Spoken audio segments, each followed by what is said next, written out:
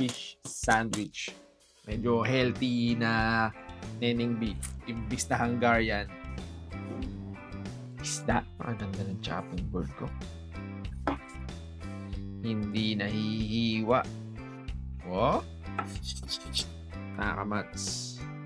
Kung ano yung wala sa sandwich ni Neneng B, yun yung ilalagay ko dito. Mas espesyal. Yan na lahat ng sangkap yan. Kahit anong isda pwede nyong gamitin. Bangos, tilapia. Pero sa akin, mackerel. Healthy na siya. Healthy pa. Kailangan yung gagamitin yung isda, yung fresh para mas healthy. Tulad yan. Itong mackerel na to, rare to. Tignan nyo naman yung mata. Parang mata ni Kurapika. Pulang-pula eh. Fresh. Lutuin mo na yung mackerel.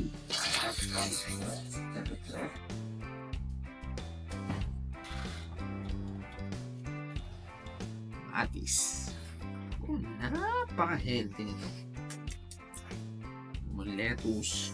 Lagyan mo ng cucumber.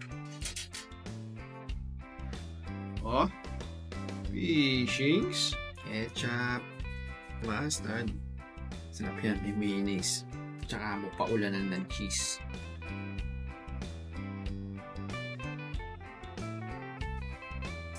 Ngayon, tikman natin.